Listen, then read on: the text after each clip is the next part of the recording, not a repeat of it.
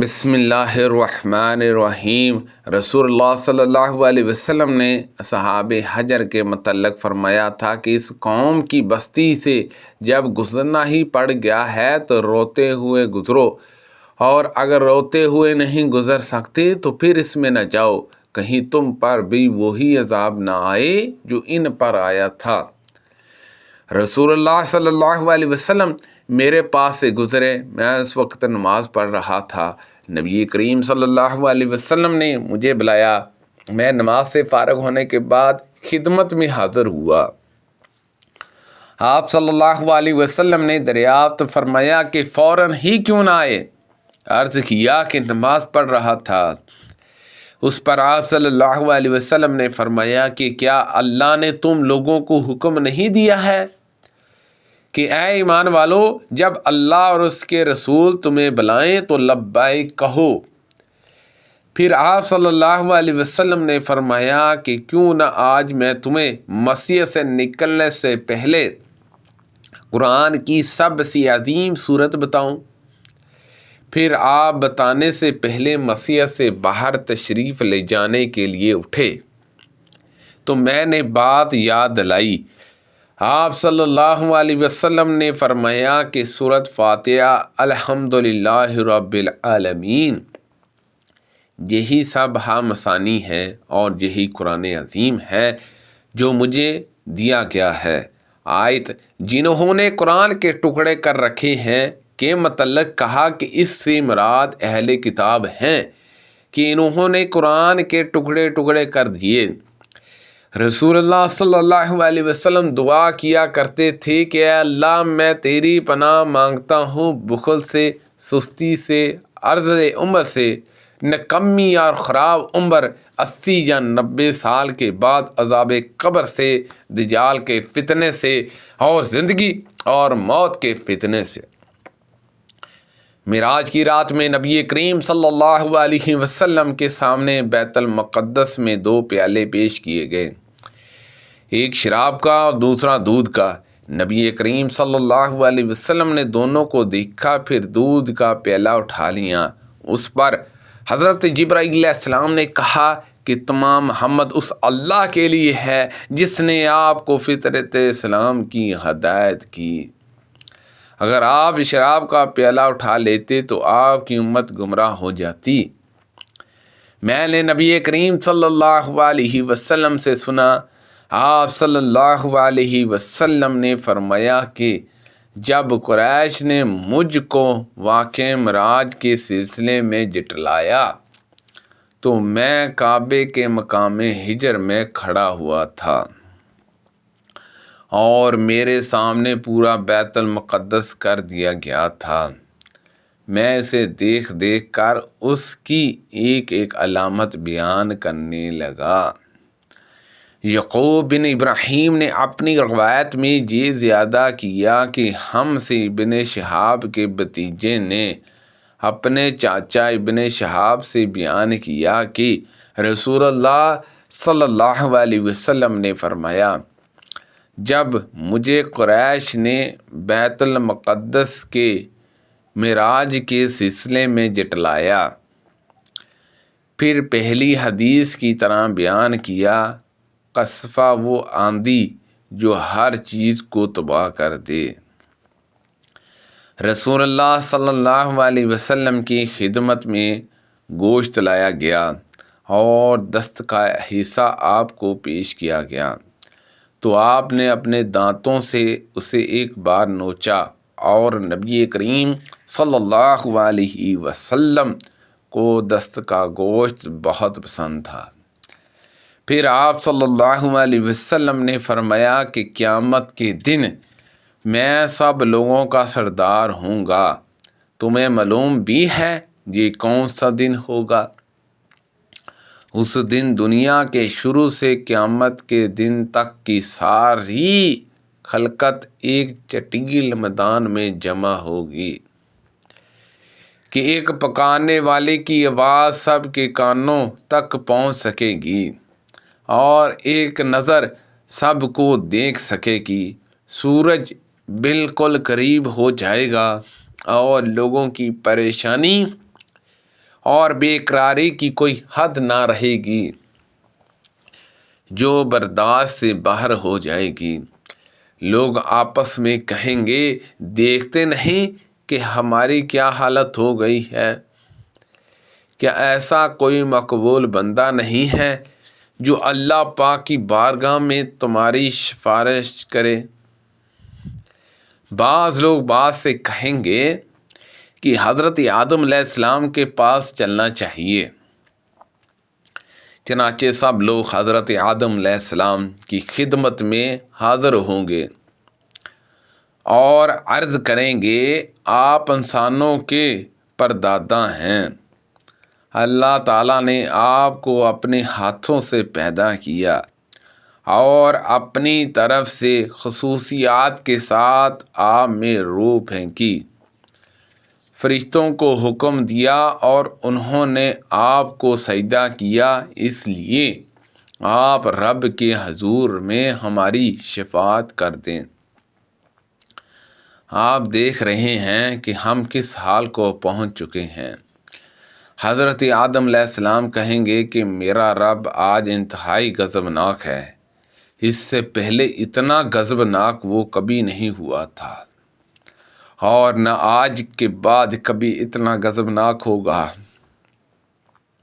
اور رب العزت نے مجھے بھی درخت سے روکا تھا لیکن میں نے اس کی نافرمانی کی، پس نفسی نفسی نفسی، مجھ کو اپنی فکر ہے، تم کسی اور کے پاس جاؤ۔ ہاں، حضرت نوح علیہ السلام کے پاس جاؤ۔ چنانچہ سب لوگ حضرت نوح علیہ السلام کی خدمت میں حاضر ہوں گے اور عرض کریں گے، اے نوح، آپ سب سے پہلے پیغمبر ہیں جو اہل زمین کی طرف بھیجے گئے تھے، اور آپ کو اللہ نے شکر گزار بندہ عبد شکور کا خطاب دیا۔ آپ ہی ہمارے لیے اپنے رب کے حضور میں شفاعت کرے دیں۔ آپ دیکھ رہے ہیں کہ ہم کس حالت کو پہنچ گئے ہیں۔ حضرت نوح علیہ السلام بھی کہیں گے کہ میرا رب آج اتنا غضبناک ہے کہ اس سے پہلے کبھی اتنا غضبناک نہیں تھا اور نہ آج کے بعد کبھی اتنا غضبناک ہوگا، اور مجھے ایک دعا کی قبولیت کا یقین دلایا گیا تھا جو میں نے اپنی قوم کے خلاف کر لی تھی۔ نفسی نفسی نفسی، آج مجھ کو اپنے ہی نفس کی فکر ہے، تم میرے سوا کسی اور کے پاس جاؤ، ابراہیم علیہ السلام کے پاس جاؤ۔ سب لوگ ابراہیم علیہ السلام کی خدمت میں حاضر ہوں گے اور عرض کریں گے، اے ابراہیم علیہ السلام، آپ اللہ کے نبی اور اللہ کے خلیل ہیں، روح زمین میں منتخب، آپ ہماری شفاعت کیجئے۔ آپ ملاحظہ فرما رہے ہیں کہ ہم کس حالت کو پہنچ چکے ہیں۔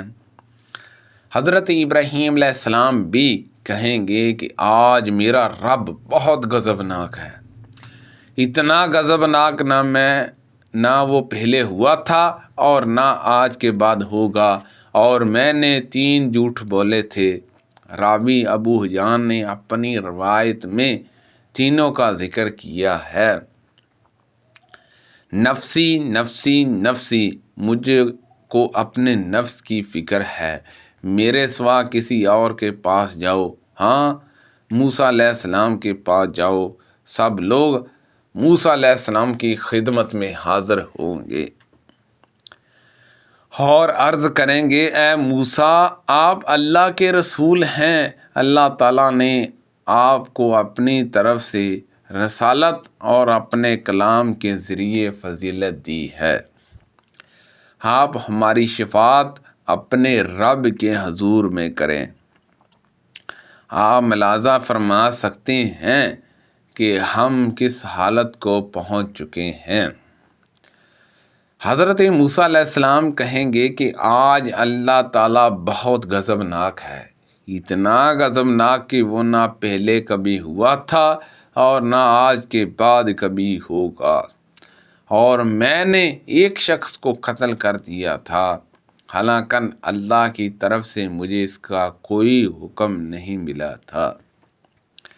نفسی نفسی نفسی، بس مجھ کو آج اپنی فکر ہے، میرے سوا کسی اور کے پاس جاؤ۔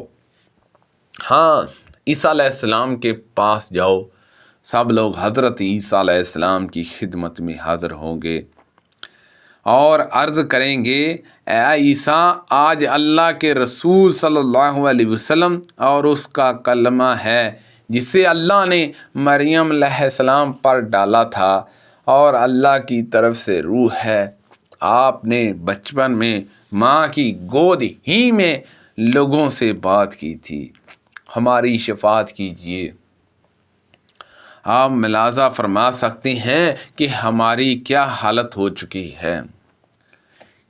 حضرت عیسیٰ علیہ السلام بھی کہیں گے کہ میرا رب آج اس درجے غضبناک ہے کہ نہ اس سے پہلے کبھی اتنا غضبناک ہوا تھا اور نہ کبھی ہوگا، اور آپ کسی لغزش کا ذکر نہیں کریں گے، صرف اتنا کہیں گے، نفسی نفسی نفسی، میرے سوا کسی اور کے پاس جاؤ، ہاں، محمد صلی اللہ علیہ وسلم کے پاس جاؤ۔